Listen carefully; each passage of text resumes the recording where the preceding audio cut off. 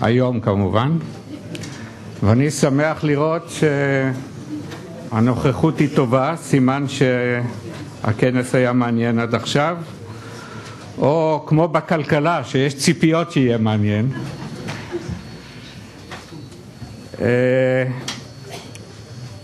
האמת היא שזה לא מושב אמיתי, כי זה לא שיש לו נושא מסוים, אלא זה מושב שהכנסנו אליו את המרצים החשובים מאוד שנשארים לנו. אבל כשהסתכלתי על השמות ועל נושא ההרצאות, ראיתי שיש מכנה משותף. והמכנה המשותף היא שזה בעצם סיכום של כל מה שהיה כל היום. כי בסופו של דבר, אנחנו התכנסנו פה בגלל שהתחדש המשא ומתן עם איראן, בגלל שבאיראן יש נשיא חדש רוהני, ואנחנו כולנו מנסים להבין אם באמת חל פה משהו חשוב, אם חל פה שינוי. ויש לנו פה 3 אנשים עם ניסיון עשיר מאוד וידע רב, שיכולים לנסות לעזור לנו להבין את מה שצפוי לנו ביחסים של ארצות הברית, הקהילה הבינלאומית בכלל עם איראן, וכמובן בהשלכות של כל זה על ישראל. המרצה הראשון הוא בוב איינהורן. בוב איינהורן הוא ידיד ותיק, שהייתה לו קריירה מפוארת בממשל האמריקאי. הוא התחיל באקדה, פעם הייתה סוכנות כזאת שעסקה בבקרת נשק ופירוק נשק, והמשיך במחלקת המדינה. שם הוא מילא תפקידים בכירים. התפקיד האחרון שלו, עד לפני כמה חודשים, בוב איינהורן היה יועץ מיוחד לנושאי תפוצת נשק גרעיני, נשק השמדה המונית בכלל, ובקרת נשק. יש גם בקריירה של בוב נקודה ישראלית. בשנות ה-90 הייתה תקופה, לצערנו קצרה מדי, שבה התקיימו שיחות בין ישראל לבין מדינות ערב בנושא ביטחון אזורי ובקרת נשק, במסגרת קבוצות המשא ומתן הרב צדדי שהוקמו כחלק מתהליך מדריד, אחרי ועידת מדריד. בוב איינהורן היה הנציג האמריקאי הבכיר בקבוצה שדנה בבקרת נשק וביטחון אזורי.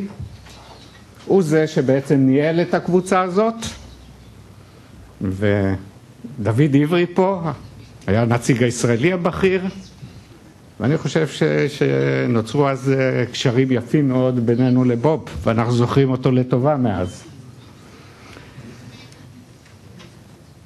יש לו ידע רב בתחום שהוא הולך לדבר עליו. הוא אחד האנשים הבקיאים ביותר בתחום של תפוצת נשק גרעיני ובקרת נשק, ובתפקידו האחרון הוא זה שטיפל במחלקת המדינה האמריקאית בנושא הסנקציות שהוטלו על איראן, וגם השתתף במשא ומתן שהתקיים עם איראן. הדובר השני הוא עמוס גלעד. אני לא חושב שיש טעם להציג אותו בפורום הזה. ראש האגף המדיני הביטחוני, נראה לא נראה, אבל הוא יגיע תוך כמה דקות. ראש האגף המדיני הביטחוני הכמעט נצחי, לא שהוא לא עשה דברים חשובים לפני זה.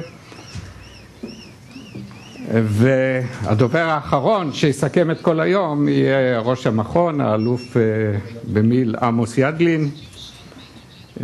בבקשה, בוב.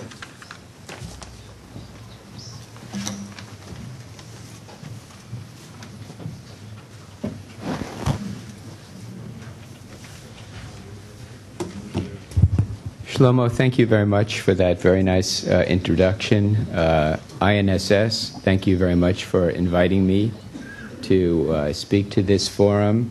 Amos, Ephraim Kam, thank you very much.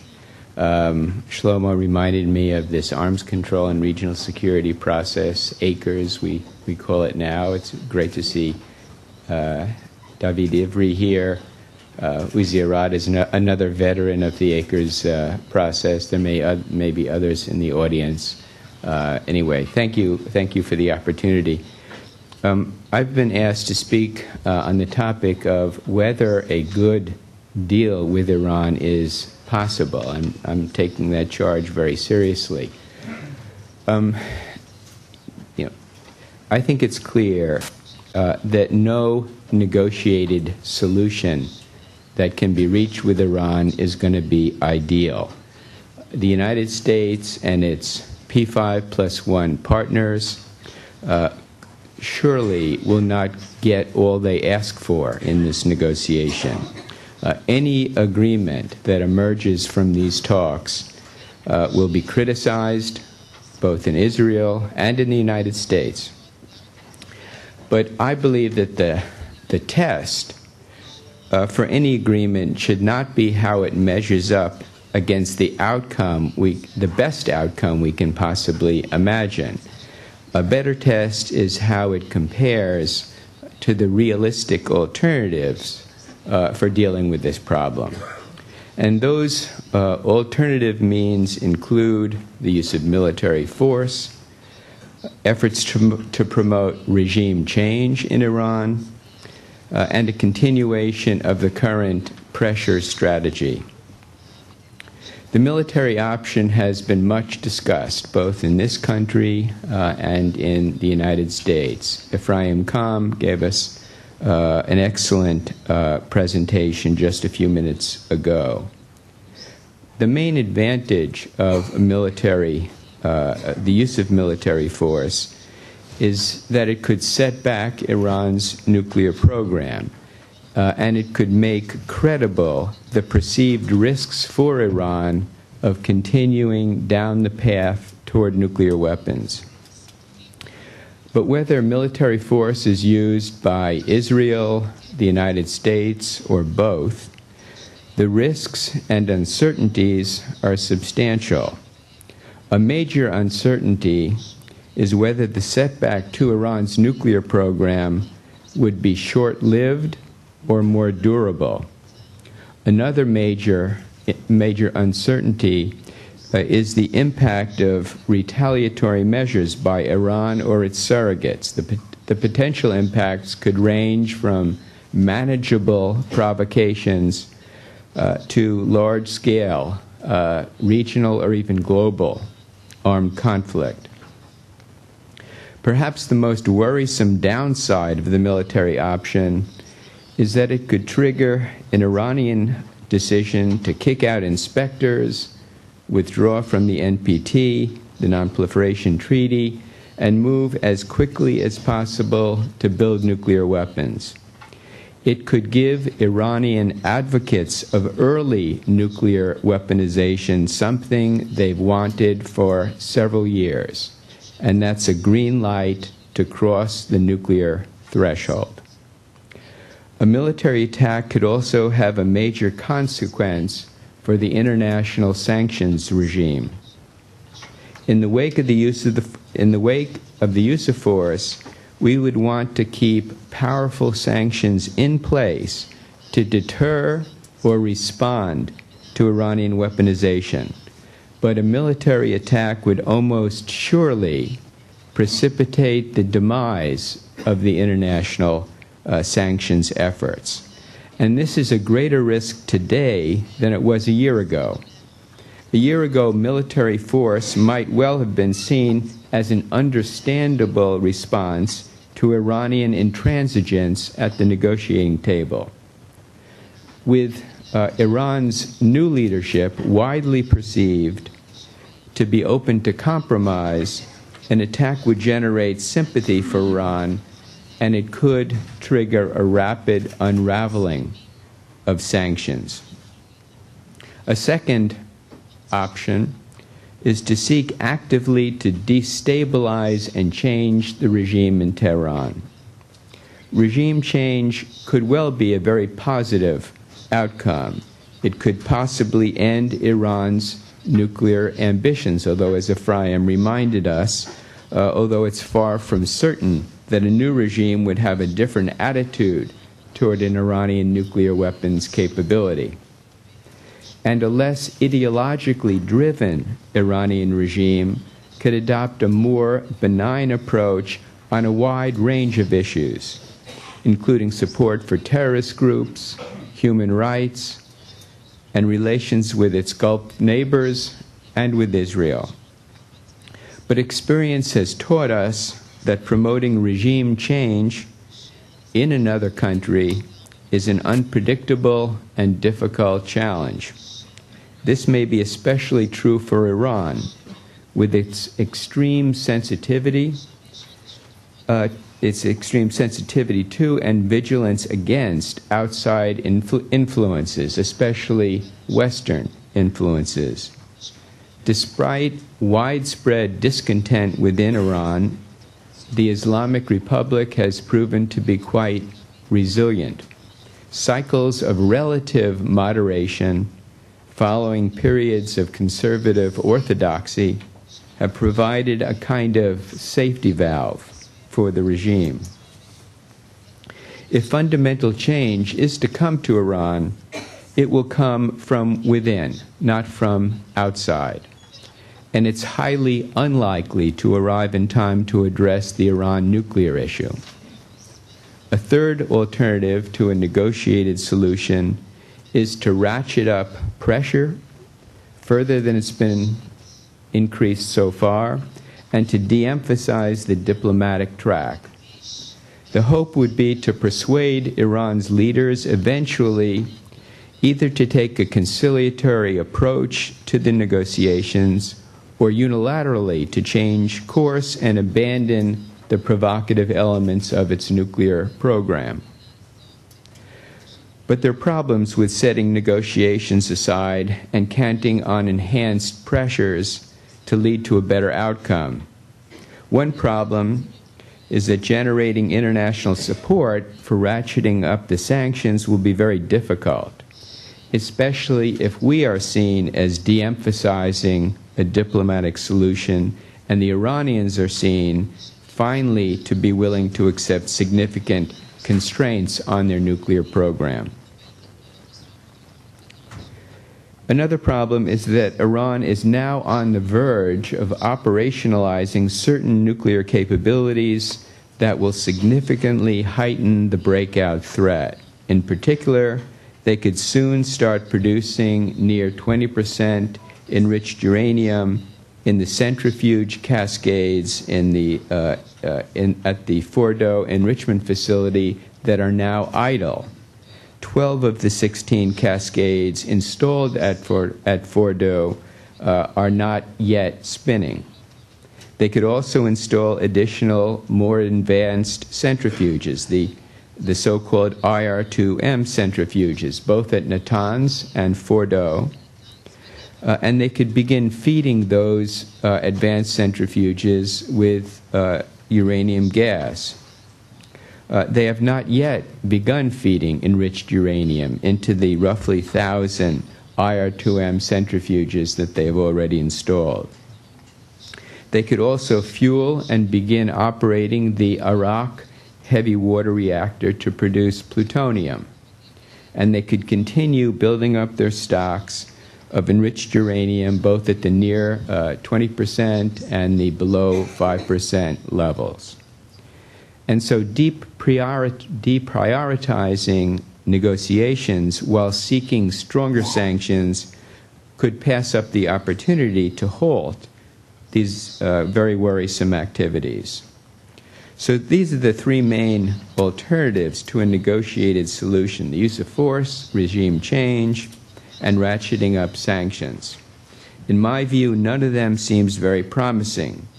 The question is whether a negotiated outcome is any better. Now, it's possible to design a negotiated outcome that would clearly be better, and the government of Israel has already done that. It would include a permanent ban on enrichment in Iran, a ban on retaining any enriched uranium stocks on Iranian territory, and the dismantlement of the Fordo enrichment plant and the Arak reactor. Presumably, it would also include rigorous verification measures. So should we press for such an agreement and accept nothing less? After all, the sanctions are having a devastating impact. Rouhani and his advisors understand this and seem to believe that a nuclear deal is key to removing the sanctions and fixing their economy. So why not take advantage of this leverage by aiming high and holding out until the Iranians cave in? The problem is that Iran is exceedingly unlikely to cave in to demands that it regards as tantamount to surrender.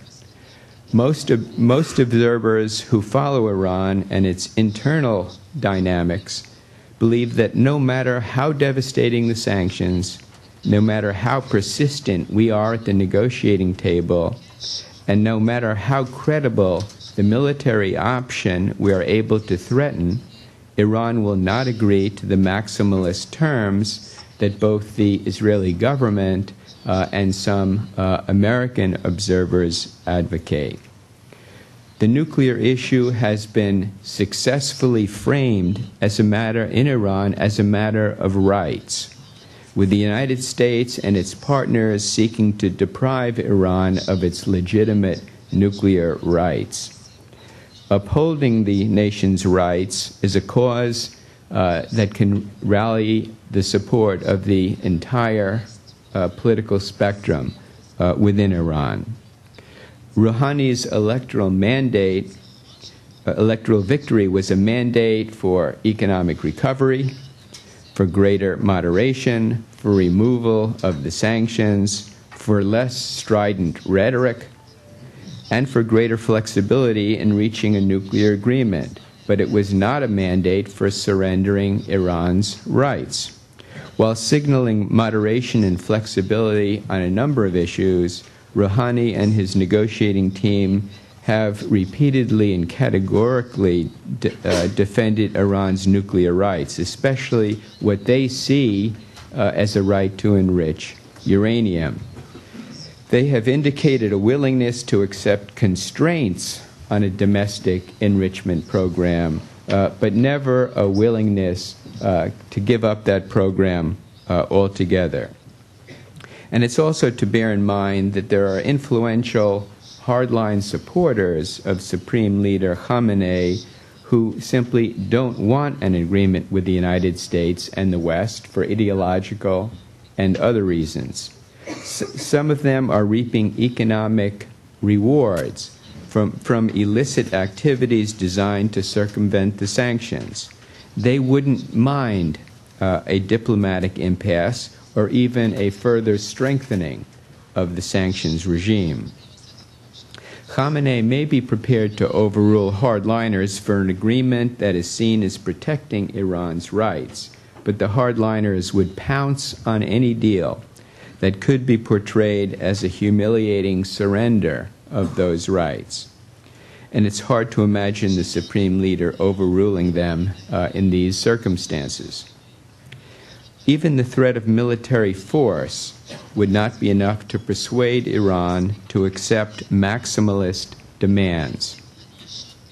Iran's leaders probably calculate, especially with Iran's new image of moderation, that the likelihood of a military attack has substantially decreased. But even if the military option were seen in Tehran as highly credible, there are those in Tehran who might welcome an attack because they believe such an attack would both shatter the international sanctions coalition and provide a pretext for crossing the nuclear threshold and weaponizing. Clearly, Iran now wants an agreement that would provide sanctions relief. To get one, Iranians are now probably prepared to make concessions that were unthinkable just a few months ago, before the election. But we shouldn't assume that with the powerful leverage provided by today's sanctions, they have no choice but to accept a deal on our terms. They are prepared to live without an agreement, I believe, especially if they calculate that the U.S. and its partners would be blamed for any negotiating deadlock, and that the international sanctions regime would therefore erode before very long. Like us, the Iranians believe that no deal is better than a bad deal. And for them, a bad deal is one that sacrifices what they see as their nuclear rights. So in my view, the ideal deal is not achievable. But the key question remains, can an agreement that falls short of an ideal agreement nonetheless be a good deal, a deal that is significantly better than the non-diplomatic outcomes I mentioned earlier? Of course, Israelis are going to judge for themselves. But I'll give you my version of a possible deal that may well be achievable and that I think is better than the available alternatives. And one thing I didn't emphasize enough at the beginning, I don't speak anymore for the United States government. Clearly, it would be odd if there were no overlap between my views and the U.S. government's views, but they're not identical, so you shouldn't take anything I say as being official in any way. In an article I wrote in July, I suggested a general framework for the negotiations. It involves reaching agreement simultaneously on a package of interim measures and at the same time on the key elements of a comprehensive final agreement. The interim measures would be implemented right away and would be put in effect for about 6 months unless they were extended by mutual consent. And while the interim measures were in place, negotiations would proceed on the details of a comprehensive final agreement. The interim measure would be designed to halt further advances in Iran's nuclear program. It's clear that we can't have a situation where the Iranians take advantage of the negotiations to make further progress in their program. The P5+1 countries proposed a package of interim confidence-building measures in the February negotiating round in Kazakhstan.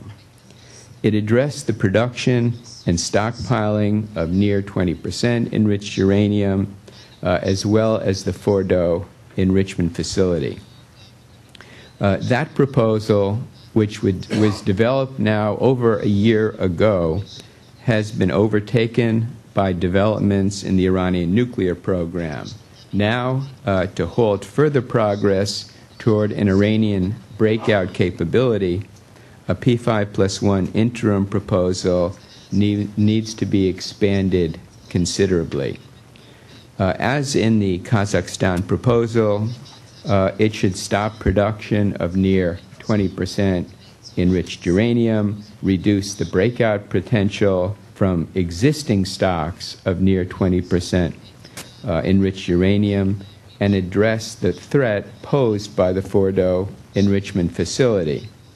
But in addition, it now needs to prevent the startup of the Iraq reactor, halt the installation of additional advanced centrifuges, prevent enrichment using currently installed advanced centrifuges, stop the installation of additional first-generation or P1 centrifuges, and address the threat posed by the production of additional enriched uranium below the 5% level.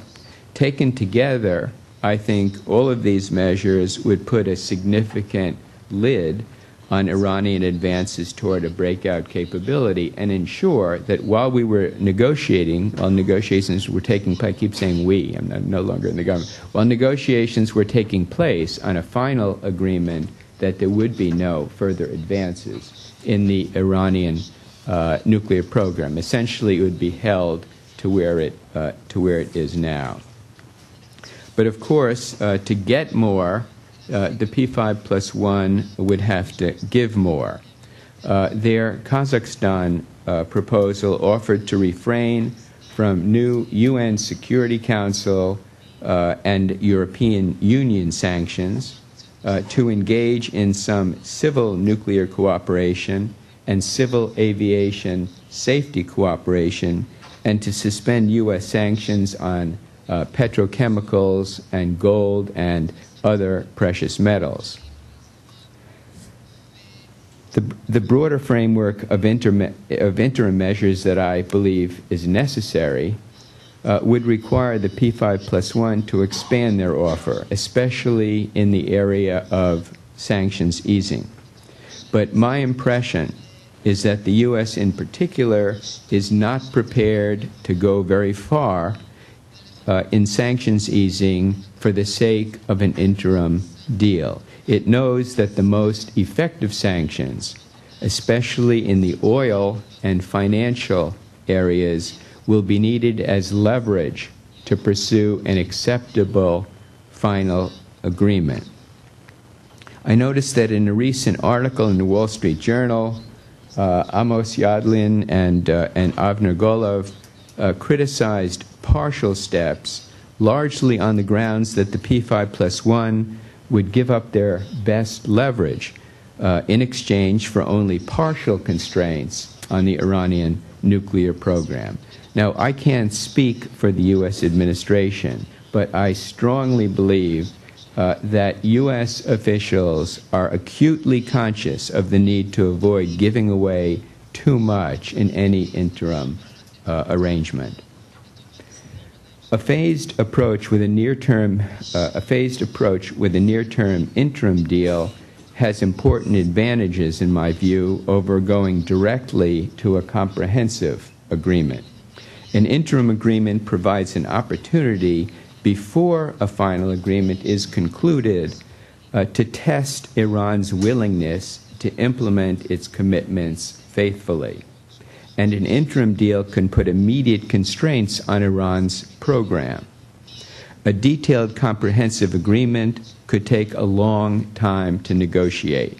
Without interim constraints in place, Iran could use the period of negotiations to advance its nuclear program substantially. As I mentioned earlier, the key elements of a comprehensive deal would be agreed at the same time agreement is reached on interim measures, and the comprehensive deal would be negotiated in detail during the 6-month interim arrangement. A key issue, of course, for any final agreement would be enrichment of uranium. And I think this is a genuine red line for the Iranians. If there is to be an agreement, I believe it will inevitably provide for a domestic enrichment program in Iran. And so the question then becomes, is a good deal possible that permits Iran to have an enrichment program? The answer depends, the answer depends on whether the agreement sufficiently limits Iran's breakout capability. A breakout capability is the ability of the Iranians to suddenly abandon constraints, kick out inspectors, disable monitoring equipment, and use existing enrichment facilities to produce enough weapons-grade uranium for one or more nuclear weapons, and to do all of these things before the international community can take effective action to stop them. To provide sufficient assurance against breakout, agreement will have to provide confidence that breakout activities will be detected at the earliest possible stage, that covert fuel cycle facilities don't exist, that the time frame between the initiation of breakout and the production of enough weapons-grade uranium for one or more weapons is as long as possible, and that once breakout is detected, the international community will have the will, the capability, and the time to take effective action, including the use of military force to prevent acquisition of enough fissile material for a nuclear weapon. In my view, these requirements should shape the P5+1 approach to negotiating a final agreement. Monitoring arrangements would have to be robust. At key facilities, downloading cameras once a week is not enough. There should be arrangements, technical or human or both, to monitor on a daily basis that breakout is not occurring. To complement a P5+1 agreement with Iran, there should be procedures in place to ensure that suspicious developments that may signal breakout would be reported immediately to the International Atomic Energy Agency Board, which would inform its members and convene immediately to consider appropriate action. And in addition, the U.S. and other interested parties would publicly reserve the right to act unilaterally and promptly if necessary. To guard against a covert breakout scenario, Iran should be required to accept monitoring and inspection arrangements that include but go considerably beyond the IAEA additional protocol. For example, Iran's uranium mines and mills should be subject to IAEA monitoring.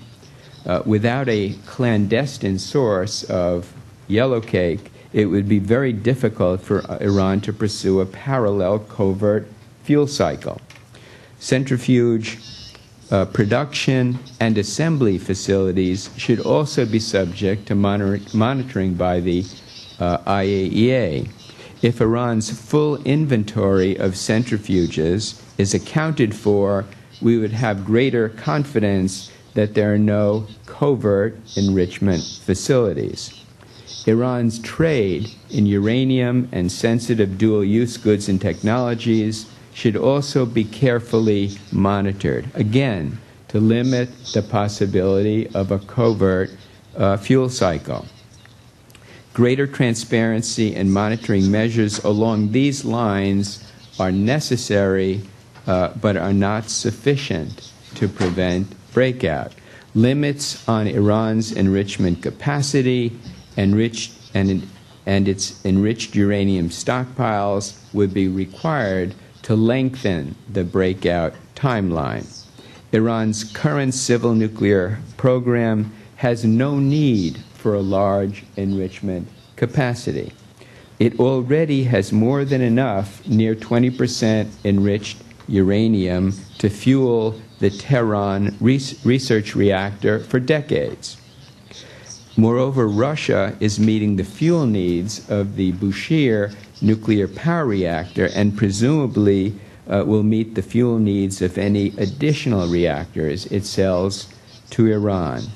It's therefore reasonable to insist on no production of enriched uranium above 5%. It's also reasonable to insist on a substantial reduction in Iran's current enrichment capacity in terms of the numbers and types of centrifuges. There is also no need for Iran to have on hand large stocks of enriched uranium hexafluoride, whether at the near 20% or the below 5% level, that could be re-enriched to weapons grade. A final agreement would have to place limits on the levels, amounts, chemical forms, and locations of Iran's stocks of enriched uranium. The Fordo enrichment facility is a special case. it was almost surely intended as a covert facility to produce weapons-grade uranium. Its small size means that it adds very little to Iran's civil nuclear program. In a final agreement, it should be dismantled or verifiably converted to a function that does not provide the capability to produce weapons-grade uranium. Of course, enrichment of uranium is not the only breakout threat. The Iraq heavy water reactor was intended for the production of plutonium for nuclear weapons. The Iranians say it will produce medical isotopes. But if the Iranians are truly interested in producing medical isotopes, they would be better off with a much smaller, light water research reactor, which is less well-suited to the production of plutonium. In the interim deal, the Iraq reactor should not be allowed to be loaded with fuel or operated. In a final deal, it should be dismantled, converted to a light water research reactor, or otherwise neutralized as a significant breakout threat.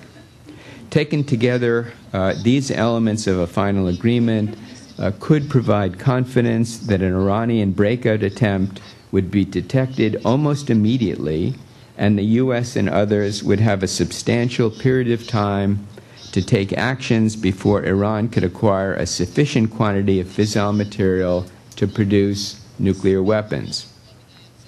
With such measures, Iran would know that a breakout decision would be very risky.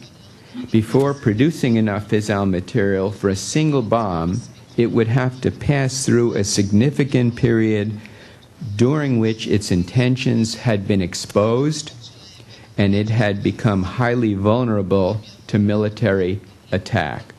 Once its weapons intentions had been exposed, any inhibitions against the use of military force would be greatly reduced. A key to deterring breakout would be to convey unmistakably to Iran that it would encounter a strong international reaction if it decided to violate the agreement and go for nuclear weapons. To reinforce a final agreement, it would therefore be useful for the Security Council to adopt a resolution making clear that any non-compliance with the agreement, and especially any breakout decision, would be met with a firm and prompt international response. If Russia and China resisted such a resolution, the United States and other interested states should make clear that in the absence of a timely and effective response by the Security Council to non-compliance, they are prepared to take any necessary actions to stop Iran from getting nuclear weapons. So these are the broad outlines of an approach that I believe can form the basis of an acceptable deal. It's not a perfect deal, but in my view, a perfect deal is not achievable. However, I think it's a good enough deal to serve as an effective deterrent to an Iranian decision to assume the risks of going for nuclear weapons. And it's a significantly better outcome than the outcomes likely to result from the alternative means of dealing with this problem. Thank you.